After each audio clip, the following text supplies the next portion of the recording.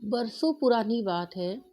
एक गांव में एक ब्राह्मण अपनी पत्नी के साथ रहता था। उन दोनों की एक बहुत प्यारा सा पुत्र था।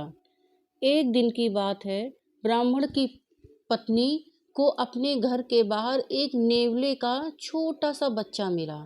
उसे देखकर ब्राह्मण की पत्नी को उस पर दया आ गई और वह उसे अपने घर ले आई और उसे अपने बच्चे की तरह पालने लगी।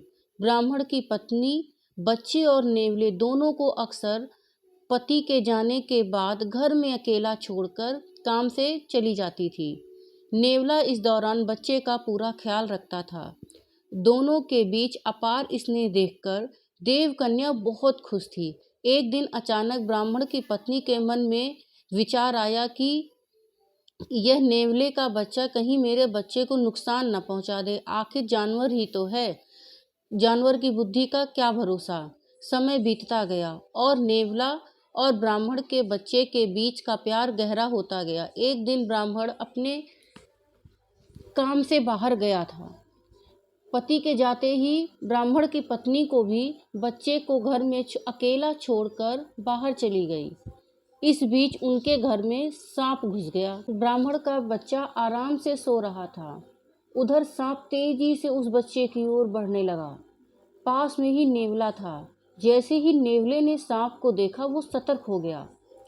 नेवला तेजी से सांप की ओर लपका। दोनों के बीच बहुत देर तक लड़ाई हुई। आखिर में नेवले ने सांप को मारकर बच्चे की जान बचा ली। सांप को मारने के बाद नेवला आराम से घर के आंगन में बैठ गया। इस बीच ब्राह्मण की पत्नी घर लौट आई।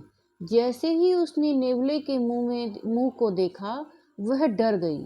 नेवले का मुंह खून से लथपथ था, लेकिन वह इस बात से अनजान थी और उसने अपने ही मन में बहुत कुछ सोच लिया। वो गुस्से से कांपने लगी। उसने सोचा कि कहीं ऐसा तो नहीं है कि नेवले ने मेरे बेटे की हत्या कर दी है। यही सोचते सोचते ब्राह्मण की पत्नी ने एक लाठी उठाई और उस नेवले को पीट पीट कर मार डाला। नेवले को जान से मारने के बाद ब्राह्मणी अपने बच्चे को देखने के लिए घर के अंदर तेजी से भागती है। वहाँ बच्चा हंसते हुए खिलौनों के साथ खेल रहा होता है। इस दौरान उसकी नज़र पास में पड़े हुए सांप पर गई। सांप को देखते ही ब्राह्मण की पत्नी को बहुत पछतावा हुआ, लेकिन तब तक बहुत देर हो गई थी। वो भी नेवले से बहुत प्यार करती थी, लेकिन गुस्से और बच्चे के मोह में उसने बिना कुछ सोचे समझे नेवले को मार दिया। अब ब्राह्मण की पत्नी जोर जोर से रोने लगी, लेकिन तब तक तो बहुत देर हो गई थी। उसी समय ब्राह्मण भी घर लौट आया। वह पत्नी की रोने की आवाज़ सुनकर दौड़ता हुआ घर के अंदर आया और उसने उससे रोने का कारण पूछा कि आखिर तुम क्यों रो रही हो, ऐसा क्या हो गया। उसने अपनी पति को सारी बात बताई। नेवले की मौत की बात सुनकर ब्राह्मण को बहुत दुख हुआ। दुखी मन से ब्राह्मण ने कहा, तुम्हें बच्चे को घर में अकेले छोड़कर जाने और अविश्वास का दंड मिला है। तो बताओ बच्चों, इस कहानी से क्या शिक्षा मिलती है? सही कहा। कभी भी किसी को बिना सोचे समझे और गुस्से में आकर कोई भी काम नहीं करना चाहिए।